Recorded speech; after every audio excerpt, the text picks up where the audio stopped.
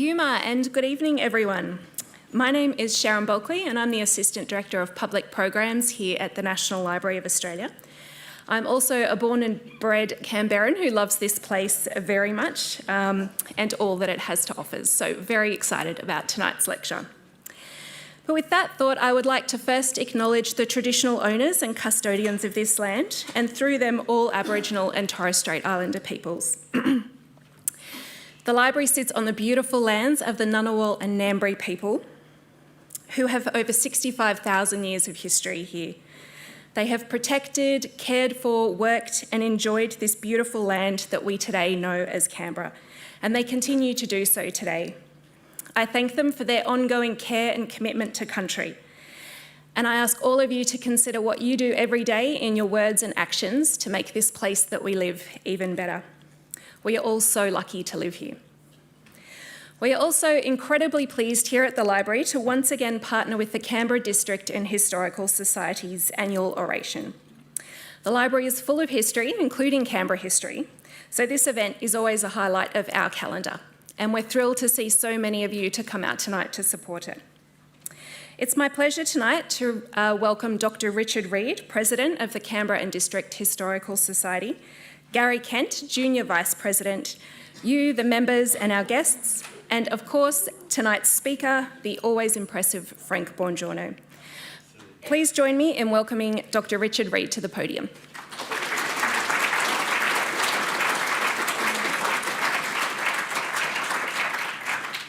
Thank you, Sharon. Gary, what can I say? It's been done publicly. Good evening, everybody. You've been introduced to me as the current president of the Canberra District Historical Society. I was just thinking as I was driving in this evening down Adelaide Avenue, what a glorious evening it was, and the flag was flying over Parliament House. It was really kind of fantastic Canberra Day and a fantastic national symbol. Before I give a short general introduction to the oration, I think a lot of you here this evening would appreciate the current president of the Society, that's me, giving a short tribute to a remarkable Canberran who gave so much during her nearly 100 years of life to Australian history, Canberra history, and to our society, the late Dr. Patricia, or Pat Clark. As you can see from how I've captioned this image of Pat from the National Library collection, Patricia Clark made an extraordinary contribution to our national life. You can read all about that in detail from her lengthy and highly impressive entry in the Australian Women's Register online. From the perspective, simply, of the Canberra District Historical Society, you get an idea of her contribution from my image caption. One small but telling point about Pat's dedication to Canberra history and the Canberra District Historical Society: she remained on our council until 2024. Unable to attend in person, Pat received the minutes of all our monthly meetings and would inform us quickly if she thought it appropriate. Vale Pat, we will not forget you, and a full tribute to Pat will appear from the Canberra District Historical Society in due course. So to the Canberra Day Oration. Thank you.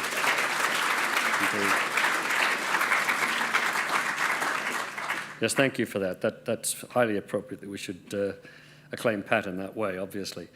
So to the Canberra Day Oration. The Society has been supporting the study and presentation of Canberra district history since its foundation in 1953. In 2002, we reintroduced this event. I say reintroduced because such an oration was started by the Department of the Interior on Canberra Day 1961 and lasted in some shape or form, according to the Canberra Times, until at least 1994, perhaps longer. The Times is only on trove to that point, and I've not researched the hard copy. From 2002, we've had the wholehearted cooperation of the National Library for the venue and general public organisation for this event. I extend the Society's sincere thanks, as always, to the Library, because without it, we would have found great difficulty in making the occasion the success it has always been. The oration commemorates, recognises that day, 12 March 1913, when Gertrude Trudy Mary Denman, Baroness Denman, wife of the then Governor-General Lord Denman, 3rd Baron Denman, I love giving all that stuff, particularly as an Irishman, officially named Canberra on a spot not far from where we sit tonight. Given the eminence of these personages and the importance of that day for our city, it is appropriate that we call this not an address or a presentation, but an oration. Is this not a word equal to the significance of the occasion?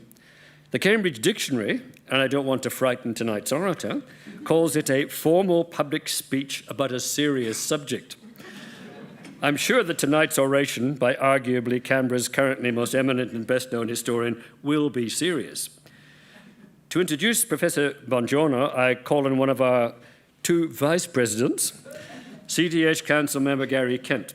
Before Gary speaks, I would like to say that I know our eminent orator well before he got to where he is today, when he was a mere stripling historian struggling through his doctorate studies, as I was, at the Research School of Social Studies at the ANU, way back in those times more friendly to the study of history in the 1980s and 1990s. If you are impressed, by the way, with tonight's proceedings or are interested in joining the Society, we have membership forms and information brochures available. And, even better, free back copies of our distinguished journal and elegantly edited by Gary at the moment and produced newsletter. Over to you, Vice President.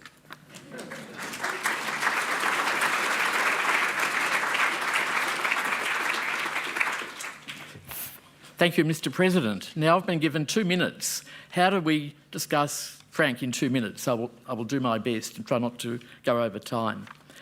It gives me great pleasure to introduce Professor Frank Bongiorno AM.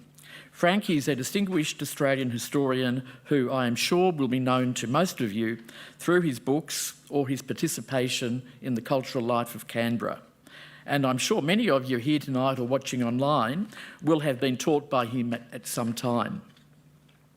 Originally from Melbourne, Frank's academic career includes sojourns at the University of Cambridge, the University of Texas, King's College in London, Griffith University, and the University of New England. Frank returned to Canberra in 2011, having previously worked and studied here. From then until last year, he was a professor at the Australian National University. He recently joined the University of Canberra as the Donald Horne Professor of History and Public Ideas. He is the inaugural director of the Vice-Chancellor's Centre of Public Ideas. I hope I got that right. Frank has written half a dozen books. The 80s, they include the 80s, the decade that transformed Australia, The Sex Lives of Australians, a History. I'm the only one to go into 2 editions, which is interesting, isn't it? I happen to notice that. I'm not sure what it says about the audience, but... and Dreamers and Schemers, A Political History of Australia. My favourite book is Frank's first book, published in 1996, which is a history of the Labor union movement in Victoria. Scarcely a week goes by in Canberra where Frank is not launching a book, participating in a panel discussion, or otherwise speaking on some aspect of Australian history, which he brings to life in his own special way. He is a current president of the Council for the Humanities, Arts and Social Sciences, and a fellow of the Royal Historical Society, the Academy of the Social Sciences in Australia, and the Australian Academy of Humanities. In 2017, Frank was awarded an AM for his significant service to tertiary education as a historian and an author. We are delighted that Frank has accepted our invitation to deliver what I'm sure will be a stimulating and thought-provoking address worthy of the long tradition of the Canberra Day Oration. Please join me in welcoming Frank to the podium to speak on the subject, Does History Have a Future in Canberra? Thank you.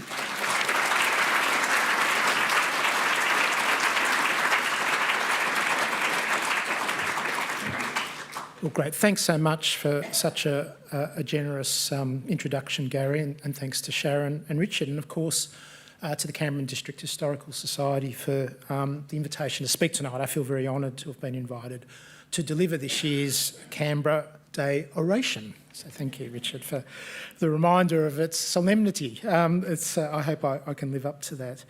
I begin by associating myself with the acknowledgements to the Ngunnawal and Ngambri and paying my respects to elders, people and country. And I too use this opportunity to pay tribute to Patricia Clark, to Pat, who passed away this week, one of Canberra's finest scholars, and of course, as we've heard, a long-time member of the Canberra District Historical Society. Her life of researching and writing history and biography is a reminder of the centrality of these enterprises to the city, which is my theme tonight, and she epitomised its very best traditions of history making. Now, Canberra has always been, for me, a place of history. I was first here as a 10-year-old in early 1980 as my family made their way back to Melbourne from a holiday in Sydney. We visited the Australian War Memorial. I even found a postcard from 1981 online. And I remember sending one, actually. We still sent postcards in those days. So visited the War Memorial, and I think that was a time before its more recent glitzy splendour. But like so many visitors before me and since, I was enraptured by those dioramas. Now, what did I know of Australia's experience of war at the age of 10?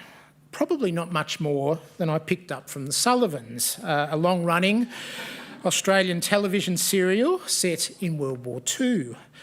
But war was in front of mind, even for a 10-year-old. The Soviet invasion of Afghanistan had begun just a few weeks before, following hot on the heels of the Iranian Revolution with its hostage-taking and violent mayhem. Might these crises not bring on another world war? As a child, I recall looking on those dioramas through a lens of the present that I found a little frightening. But I must admit that I was also worried about Sydney funnel web spiders, a form of darkness totally unknown south of the Murray, at least as far as I was concerned. When I returned to Canberra to do research as an honours student, a fourth-year BA student, almost exactly 10 years later, in January 1990, the massive flag that Richard just mentioned on the new Parliament House dominated the skyline. That, of course, hadn't been there on the previous trip. But I was again here to practice history. I made for the Archives of Business and Labour, now known as the Noel Butlin Archives Centre at the Australian National University, and then, of course, for the National Library. My own supervisor, the late Stuart McIntyre, was then on the Library Council, and it happened to be sitting while I was here doing my work. Now, my stocks probably rose a bit in the building when people realised that that connection existed, but I'm confident it actually made no difference to the helpfulness of Bill Tully, a veteran librarian who treated you with the same warmth, whether you were an eminent professor or, like me, a newbie starting out. A year later, as Richard has just mentioned, I was enrolled in a PhD at the Australian National University. Now, that was a less common journey than it had once been for budding historians. The history department in that old research school of social sciences had functioned almost as a seminary for the Australian historical profession. The ANU itself had several of the country's most esteemed and famous historians. It was where W.K. Hancock had been professor, although he died in 1988, but the university was most obviously associated in the mind of someone like me with Manning Clark, who seemed to be everywhere in the 1980s, the country's celebrity historian par excellence. Then and now, of course, he has his detractors, but he gave Australian history a romantic aura as we contemplated its creation in that eyrie, his study at the top of the ladder over in Tasmania Circle.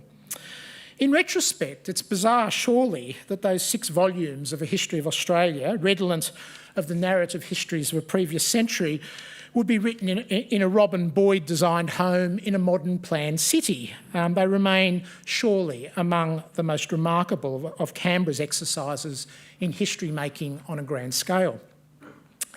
I recall laying eyes on him just once after my arrival here in early 1991, when he turned up for a seminar paper being delivered by a former colleague. Clark died shortly afterwards, but that didn't quite mean that he was entirely gone. A controversy sparked by some hard words written by his former publisher, Peter Ryan, in Quadrant, broke out a couple of years later. I followed the back and forth in the press with fascination, by now, of course, being familiar with some of the warriors on each side of that particular salient, I guess, in the history wars. Again, Canberra was evidently the place to be. Now, Canberra was never intended by its founders as a town that would evoke a local history. Most white Australians of the early 20th century did not regard the history of First Nations peoples as a very old one, or even as real history as they understood it, which was the chronicle of civilisations that practised agriculture and writing. Some anthropologists in the decades around Federation did attribute a kind of generalised antiquity to Aboriginal people, as the historian Amy Way has shown. But that idea was in retreat by the time that the Parliament came to Canberra in 1927. When Wiradjuri elders Jimmy Clements and John Noble arrived at the opening of the Provisional Parliament House in Canberra in May of that year, observers regarded them in racist terms as a kind of residue of a doomed race being washed away by the tide of history and progress. These people's deep history, which included millennia of self-government, formidable cultural creativity and successful social and economic adaptation to a changing environment, could not form a part of the celebrations which marked the progress of British civilisation in Australia.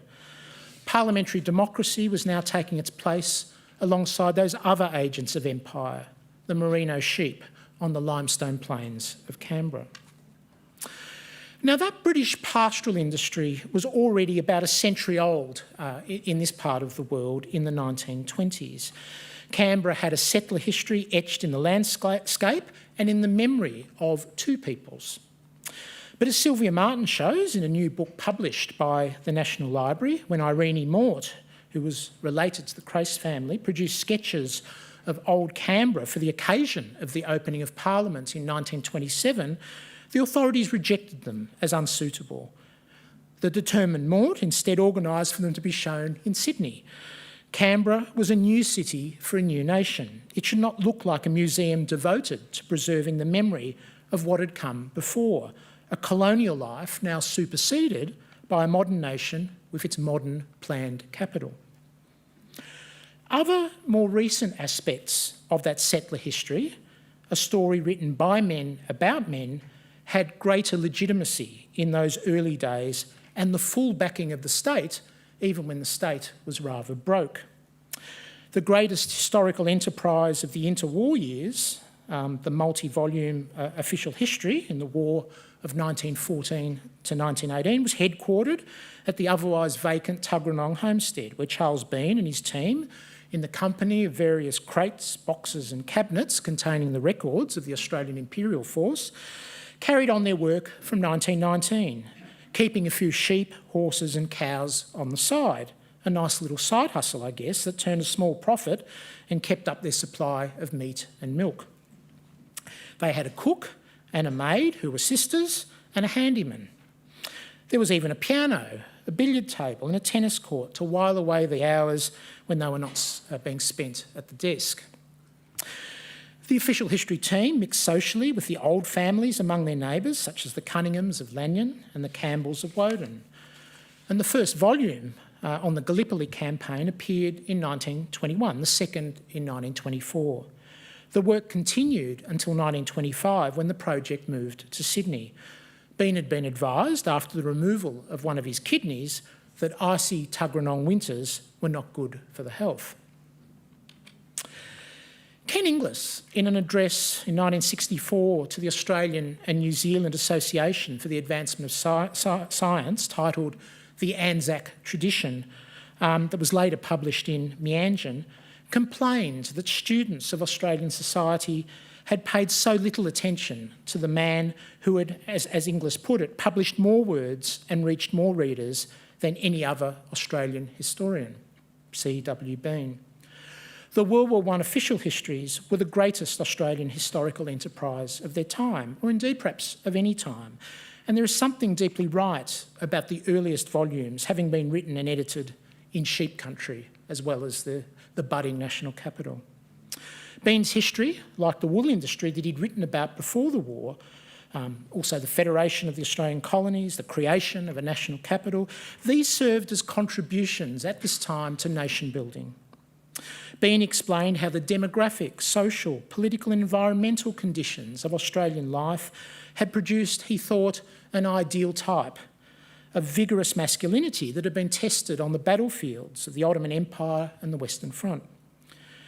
There's no little irony too in Inglis, then an academic at the Australian National University, having revived interest in Bean and his work at a conference in Canberra in the mid-60s.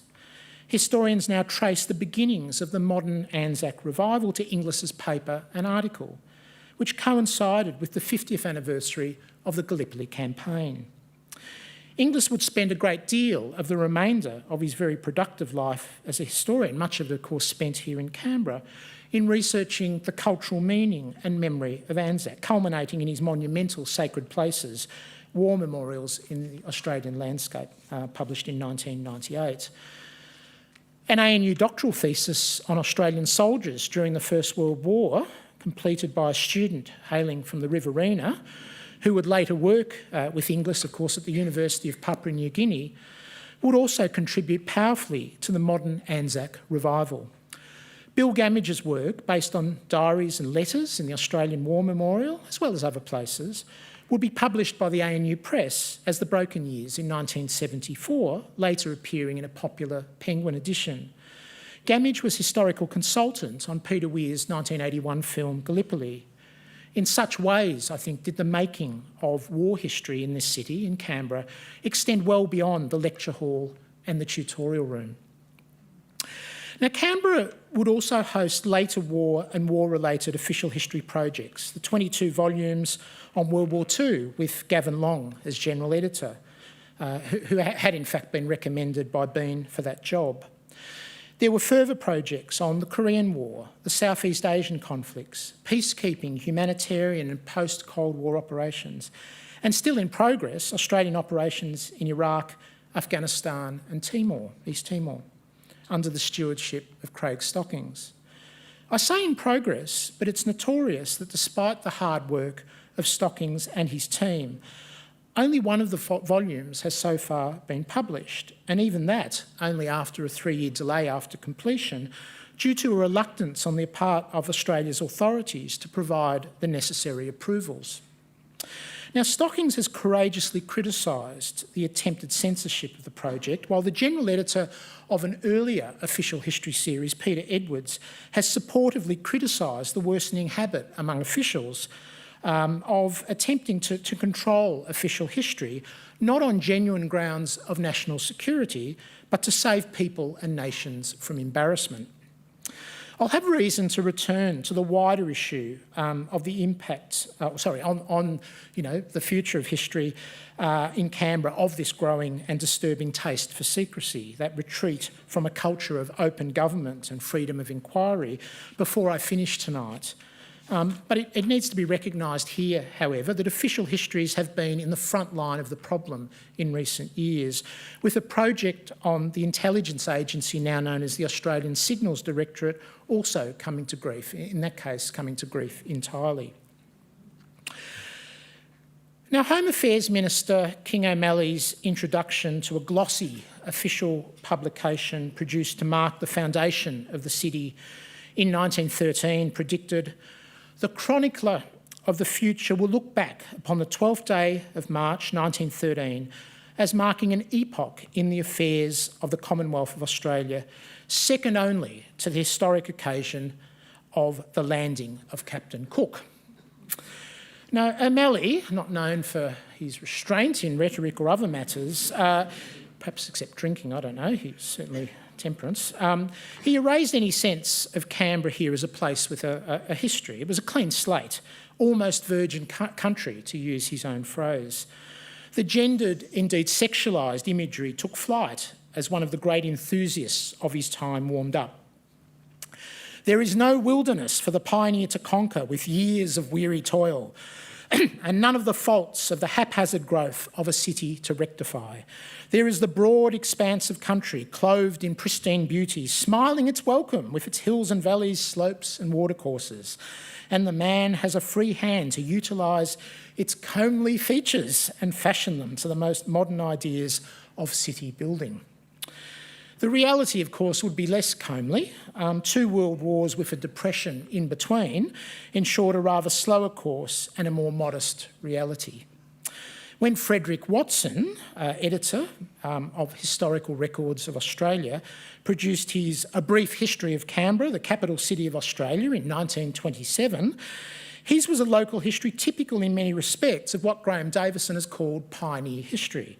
These tell a story of settler progress from so-called discovery, settlement, the growth of towns, the coming of the railway, and other firsts through to federation and sometimes beyond it. First Nations peoples are usually left somewhere back early in the book, often in chapter 1. In the case of Watson's, they're there in the second chapter where, I quote, as elsewhere, they disappeared rapidly before the advance of civilisation.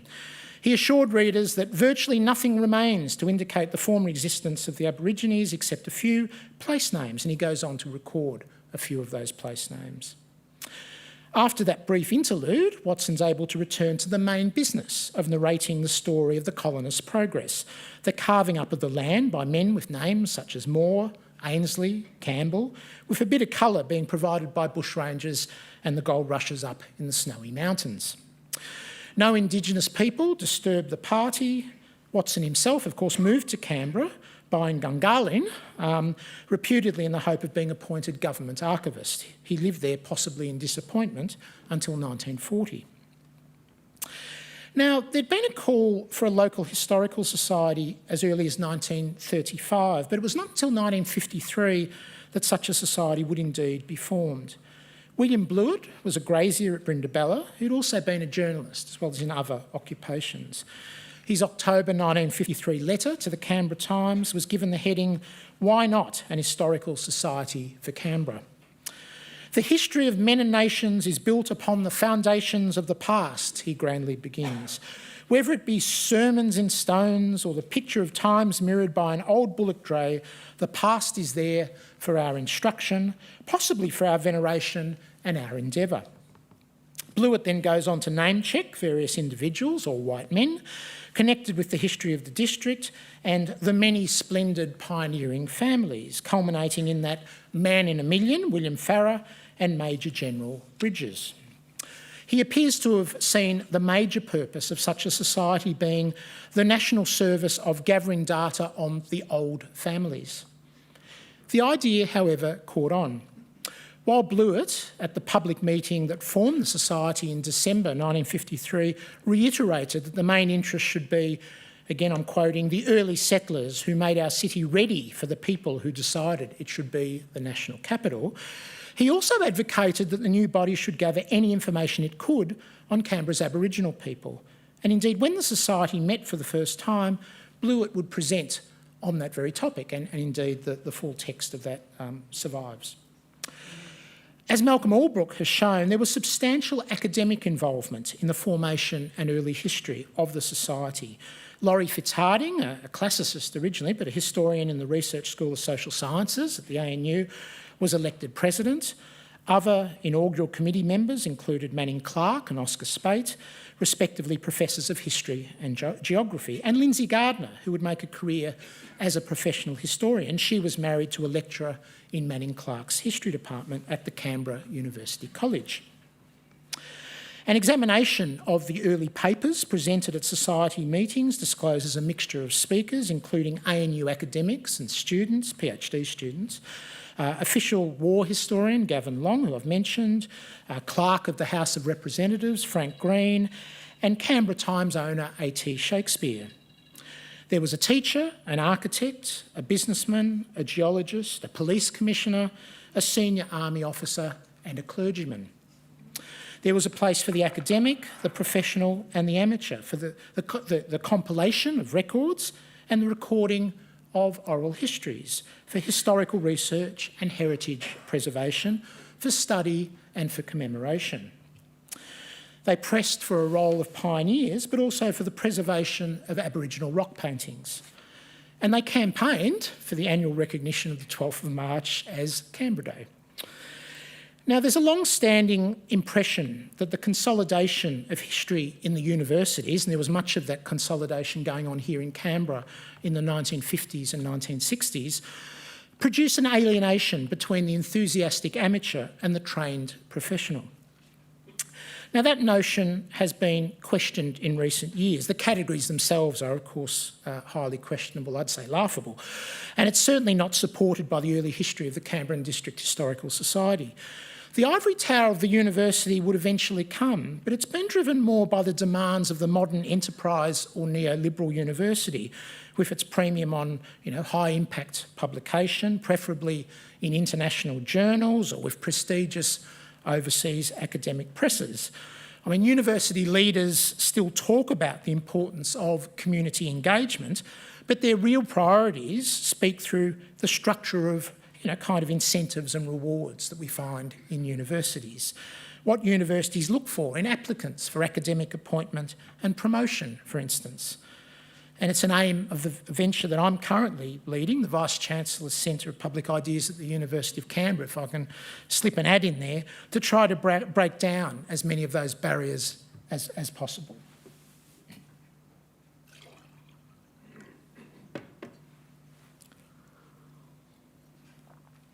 Okay, so in the last part of this oration, and leaving aside that particular initiative, I'd like to briefly examine the wider outlook for the future of history in Canberra. Let me for a moment identify some of the players. I've already talked about the Canberra and District Historical Society, but there's also Family History ACT. It began its life as the Heraldry and Genealogy Society of Canberra. Interestingly, its inaugural meeting on the 20th of October 1964 was convened by the Pacific historian Neil Gunson and held in the Coombs building at the ANU. There were a dozen members at the outset. In 1986, it could boast 1,630 of them, a success that nicely expresses the rising popularity of family history in Canberra as elsewhere, and particularly, I think, in the lead up to the bicentenary of 1988. Organisations such as Family History ACT and the Independent Scholars Association have been well served by the national cultural institutions on the whole, contributing to concentrations of formidable scholarly expertise and rich networks of relationships, and indeed, in some instances, acting as volunteers within those institutions, such as the National Archives of Australia. Family history, in particular, is one of the spaces, I think, where academics and community members meet. And when they do, they not only find that they have much to learn from one another, but that they have common interests in advocating for adequate government support for what is essentially shared research infrastructure. Think of Trove, for instance. And there's been significant advocacy concerning both the National Archives of Australia and the National Library of Australia in recent years, especially over Trove, and governments of both stripes have apparently listened and acted, however reluctantly. Nonetheless, the problems remain, and here I need to declare a more direct interest in these matters. I'm a member of the National Archives of Australia's Advisory Council, so I don't speak on its behalf or on behalf of the Council. But I point out that there remain significant problems of access for researchers to open period documents, that is, predominantly those more than 20 years old. Many files are referred to the originating agencies, or government departments, for instance, for advice about whether the documents concerned can be consulted by researchers in full, with exceptions or not at all. Now, while the Archives has ultimate responsibility under the Archives Act for ensuring that open period documents are made available within 90 working days, In practice, it has limited sway over those originating agencies who've been known to allow years to pass without making a decision. Researchers also worry about the growing habit of redaction, of chopping bits out of, they cover them over, of documents, those long black slabs of death with which researchers have become all too familiar. Now, you might think that I'm now digging down into the weeds or perhaps getting a professional gripe or two off my chest, but these problems have a real impact on our historical scholarship in this city and also, I think, on our democracy. Funding bodies such as the Australian Research Council, for instance, have rigorous processes and low success rates for academics who apply for funding. Yet historical researchers who do succeed, they sometimes find themselves with projects deemed to be of sufficient national importance to be well funded, sometimes amounting to hundreds of thousands of dollars in a highly competitive environment, but then find that they're unable to lay their hands on the documentary record that they need to be able to do their work and indeed acquit their grants.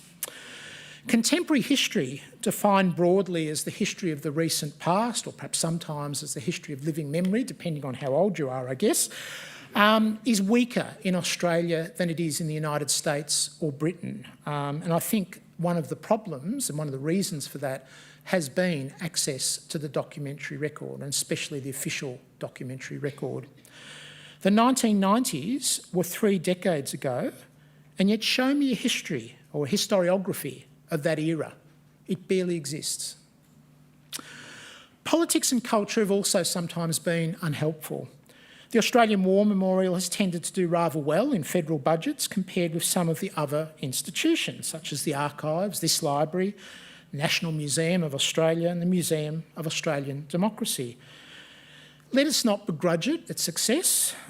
History in Canberra and nationally benefits from the generous funding of the Australian War Memorial. The AWM is, after all, one of the institutions that's generated original historical research, and its own collections are indispensable to historians of Australians at war. But it's not the only custodian of Australia's war history, of Australia's war stories. Most service records are to be found in the National Archives, as are the often remarkable repatriation records, as well as administrative records of the relevant government departments.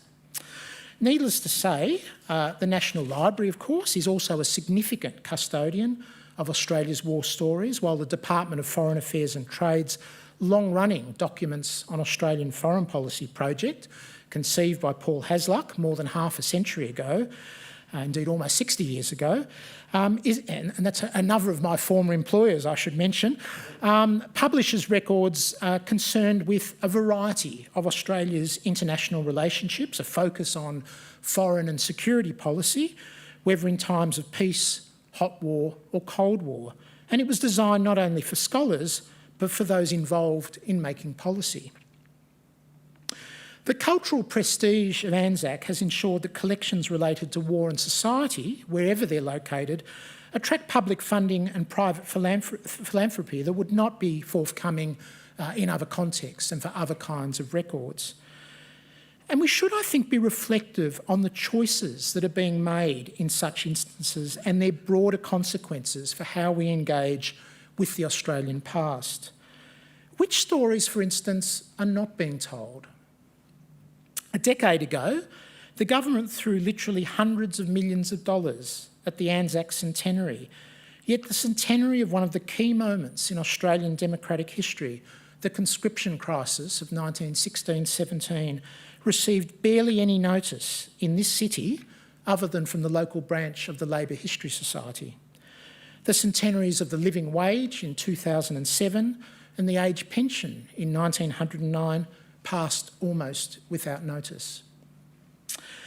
Historical scholarship is fundamental to our democracy. From the 1960s, there was a movement in this country, as well as many other Western nations, associated with open government. The basic concept was that unaccountable power, whether political or administrative, was inconsistent with genuine democratic government and with human rights. Freedom of information laws were one product of that moment, and Australia's Archives Act, very liberal in its day, back in 1983, was another product of it. It might sometimes be hard to imagine when we work our way through a box of documents on the first floor of the National Library here. It's a joy that we're back on the first floor after a sojourn elsewhere, that we're engaged in democratic practice. We are probably more likely just to think it's old-fashioned research, or if we like the more highfalutin term, scholarship. Democracy is about voting, we might think, or perhaps attending a march or demonstration if we're still allowed to. But the scope for open historical practice may well be as integral to healthy democracies as voting and protesting. Certainly we can be sure that the erosion of one will be a prelude to the erosion of the other. As historians, we're dealing with matters of the deepest gravity for how we live with one another and in relation to political authority. Even when history is taken up as a hobby or an interest, it functions as something more than just that. Each act of making history becomes a small part of the fabric of what makes societies like ours free, and it helps to keep them that way.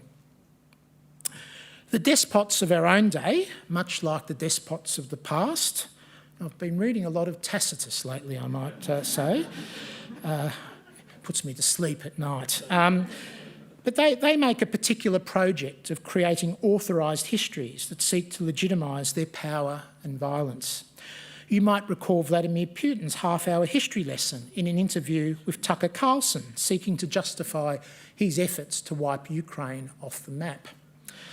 The MAGA movement in the United States and its chieftain, Donald Trump, rely heavily on a pseudo-history in which there was a golden age of American peace and prosperity before it was destroyed by free traders, Democrats, Renos, Republicans in all, what were they called? Republicans in name only is the term, immigrants and assorted varieties of woke.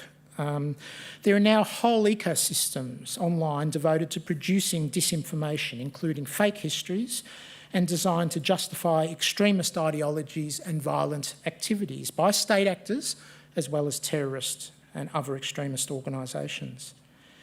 Now, history can seem a paltry thing in the face of the kind of power for deception associated with the modern algorithm and the deep fake, backed by the techno-feudalism of those corporate giants who now seem to dominate our lives online. Now, while the tech companies are almost completely unaccountable, even waving the flag of history at governments that have to face electors every few years can also sometimes seem a fruitless exercise, as demonstrated by their attitude to freedom of information requests. Australian governments have become increasingly preoccupied with preserving secrecy in a way that undermines democratic accountability. Much decision-making, moreover, seems to occur without any sense of the historical hinterland that both constrains and enables even the most powerful politicians and bureaucrats. Institutional memory, which at its best can be good practical history-making, is underestimated in a milieu where it's fashionable to treat every challenge as if it's completely new, or just another occasion for situation management, or perhaps another opportunity for a lucrative consultancy. Now, it might be that in contemplating history's future, there's a parallel with what Winston Churchill said of democracy, the worst form of government, except for all those other forms that have been tried from time to time.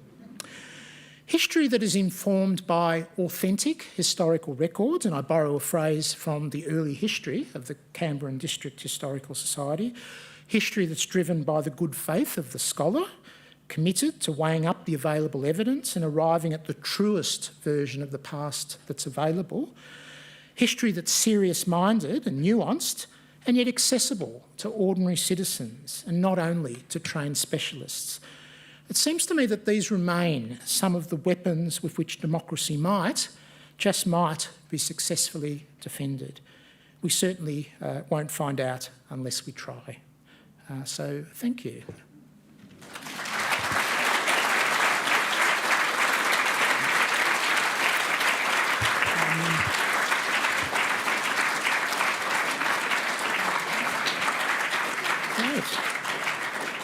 All right, Gavin, we now have about 10, 12 minutes, I guess, for questions. So we have microphones circulating. I'm going to take prerogative, President's prerogative. Society, Frank. Good to be the king, as Mel Brooks said. Indeed. Thank you, Frank.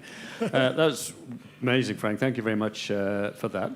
As you're very familiar with the fact that the biggest sponsored history in Australia has been the war effort, money given to the War Memorial to write Australian military or war history, whichever way you like to look at it. You did mention that you were on the advisory board for the National Archives. Right? Can you imagine, therefore, the government giving money to the National Archives to sponsor the writing of history? Would you like to speculate a little bit about, what kind of things you, as a member of that board, might think about in relation to a different form of government-sponsored history? Because I think the war stuff is about the only...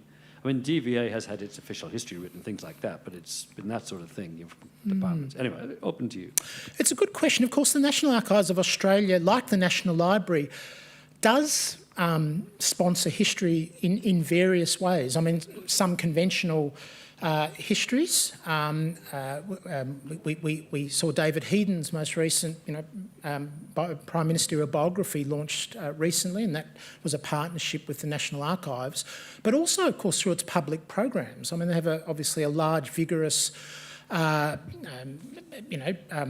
exhibition effort, if you like, both on site here at East Block, but also travelling exhibitions. So there's a sense in which the National Archives, like a number of the public institutions in Canberra, does produce history. It produces historical narratives and interpretation in a whole range of ways, but it is admittedly different from the kinds of official history that you're talking about in relation to the Australian War Memorial. This issue did come up in relation to the historical project section at DFAT, which I talked about. Traditionally, initially, that was very much about producing volumes of documents with some interpretation in them, of course. There would be an introduction, there'd be explanatory notes that did enter the realm of interpretation, but they have produced histories over the years, although not official histories. There's an arm's length approach there.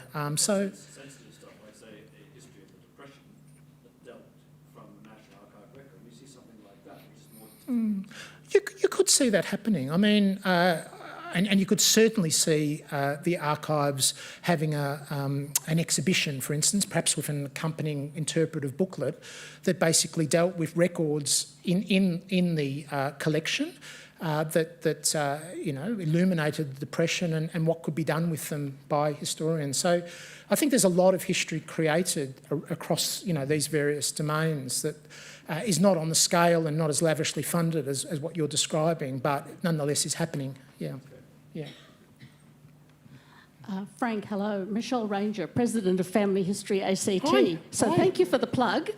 And you've clearly read our book, which is wonderful. I just wanted to ask you to make a comment on what I would call citizen histories, where people like us, ordinary everyday people, write histories and contribute to the narrative and to the story. What do you think of those, and where do you think they can head in the future?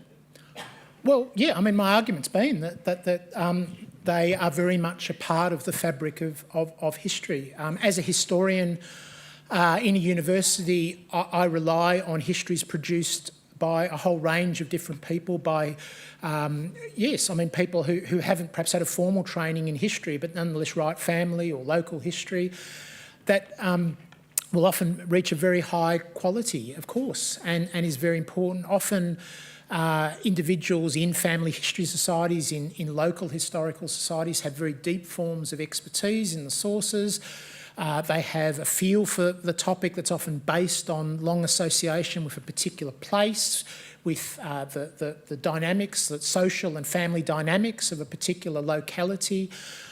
We'd be, I think, ill-advised to somehow maintain what I think is an unhelpful distinction between the amateur and the professional. The most famous articulation of it in Australian historiography was by a professor at the ANU, John Lennose, writing at the end of the 1950s, in which he talks, I think rather disparagingly at one point about, amateur enthusiasts putting on local historical exhibitions or some line along those. And I think that was kind of the apogee of that kind of thinking from professional historians in universities.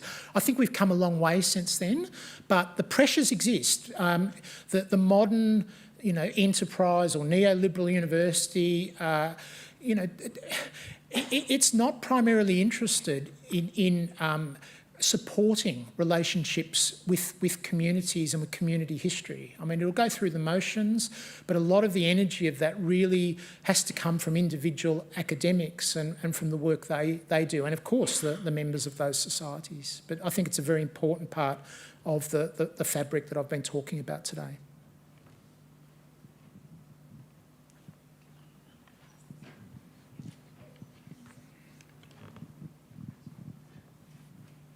Thanks very much, Frank. Can you give some examples of where governments have learned from history?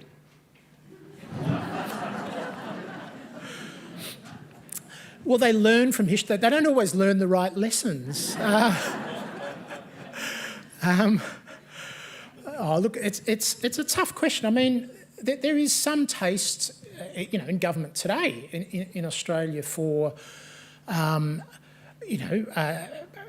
historical advice or advice from historians. I won't give anything away. I've done it in a couple of instances over the last 3 years in relation to particular things being done. So there is some taste for that. If you're asking about the broader issue of whether governments learn from history, well, they do. I mean, the way Western countries fought the Second World War was deeply influenced by a particular understanding of what had happened in the First World War. They knew that their populations, those Western countries, this was very different on the Eastern Front, but those Western countries knew that their populations were going to be deeply intolerant of, the kind of profligate use of the bodies of young people, which had been such a feature of the Western Front, particularly in the First World War. So it's possible to think of those kind of examples. But yeah, if you're asking, do governments today pay enough attention to to good historical interpretation? I'd probably say no, not enough. I think that it's been one of the features, often called the new public management, that kind of came in the 1980s. And it tends to be rather ahistorical. It's very technocratic. It's about, it essentially treats every problem as a kind of puzzle to be solved in the present, but without much reference, I think, to what's been tried in the past. An example I use, I mean, you might remember 2 or 3 years ago, there was a bit of a debate going about things like should there be rental caps? I think we have them here in the ACT, don't we? But should caps be placed on rent? When it was going through the roof. I think the Greens supported that. And it struck me as I listened to that debate, you would imagine that there'd never been a history of doing that in Australia. But it went on for years, during the war, and then for years afterwards into the 1950s. If we'd had good historical research around that issue that was a part of the debate, people would have had a much stronger sense of what had worked on the previous occasion, what hadn't worked, what an appropriate cap might be if you're going to have one. There were a whole series of lessons that probably could have been learnt from the previous experience of doing that back in the 1940s and early 1950s by state governments, essentially. Hi there. This is maybe a follow-up from the first question.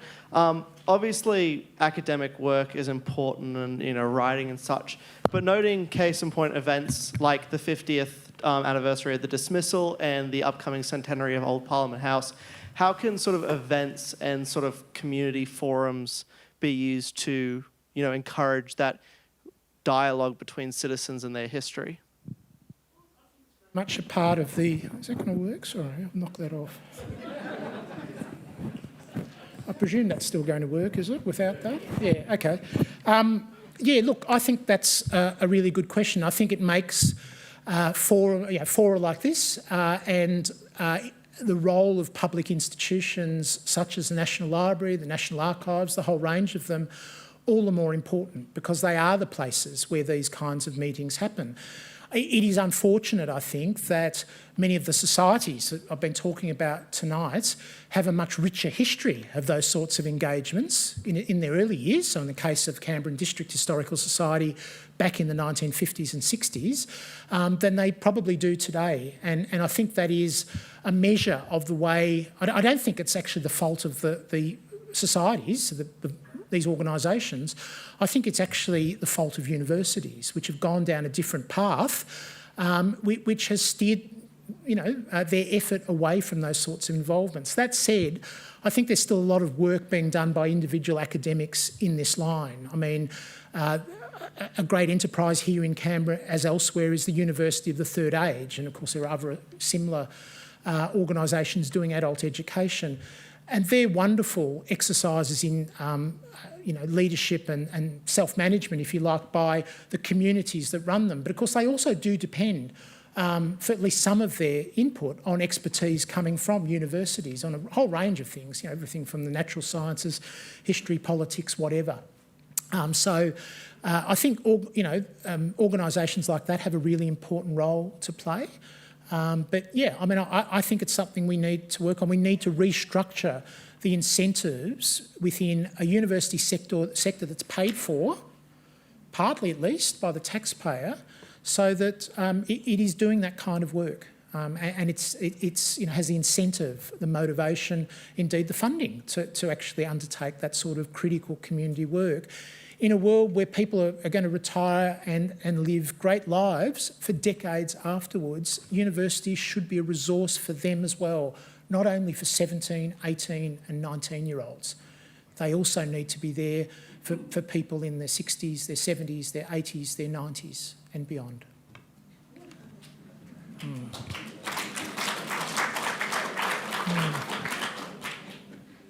Hi.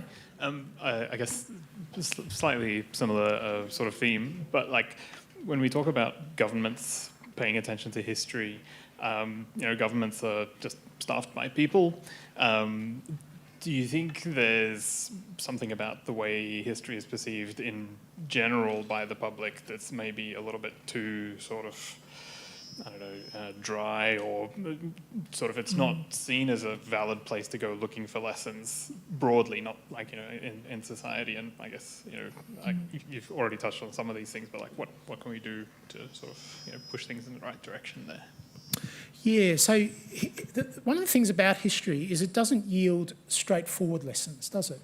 So the economists are able to produce models which purport to tell you what's going to happen. Now, historians have experimented with that, believe it or not. There was some flirtation with that kind of concept, early Cold War, 1950s particularly. But we know that that's not what history can actually do.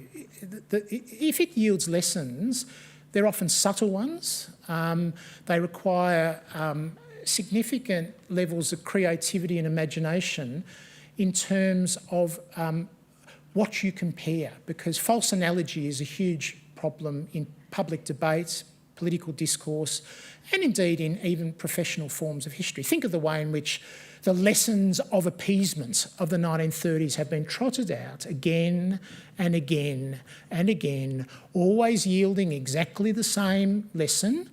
Oh, we must go to war. If we don't go to war, it'll simply be an encouragement to our enemy, and you end up with a quagmire like Vietnam, for instance, or indeed some of the stuff we're seeing at the moment. So part of what historians have to do is guide people, if you like, towards appropriate comparison, meaningful comparison, rather than superficially attractive comparison. And I think that is a problem for policymakers and others, because naturally the tidy models of economists and others are more appealing in their kind of world. Thank you, Frank, for that. Could I ask you to share your ideas, noting your relatively new position, of the strategies you're going to use in the new Vice-Chancellor's Centre to perhaps progress and implement some of the ideas that you've spoken about tonight? Yeah, look, it's a good question, and I guess one of the the things we've seen in recent years is some surprising media emerge. For instance, the popularisation of history that we might not have predicted a generation ago. Think of the rise of the podcast, for instance. Now, I imagine we will do some of that kind of work. I wouldn't have predicted the great success of that particular medium, when I started out. Well, we sort of were thinking those days of radio as kind of being superseded by more glamorous media, weren't we? But what does a podcast do? It does kind of radio, but not in real time. We'll obviously be looking to work with partners. I think is really important, because networks are immensely important when you're trying to have impacts. So, there is a particular network that has helped to form the audience here tonight. The room is not full of 17, 18 and 19-year-olds. That's not a bad thing, but that is in the nature of the network that the library, in this instance, the Canberra District Historical Society, will draw. So we need, I think, to partner different kinds of organisations that will give us access to different kinds of networks for those discussions and audiences that I think will be very important. So that's a part, I think, of what I'll be doing. It'll be very small centres, so we'll necessarily need to cooperate with probably larger organisations in order to have any impact.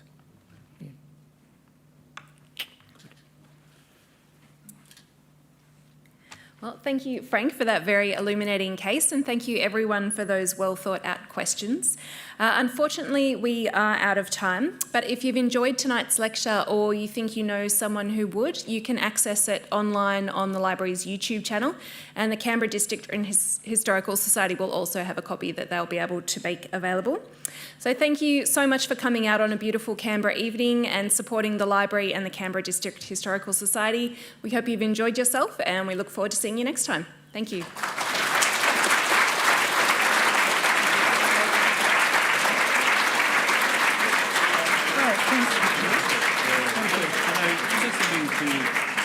I've managed to rectify it. You tore it off, Frank.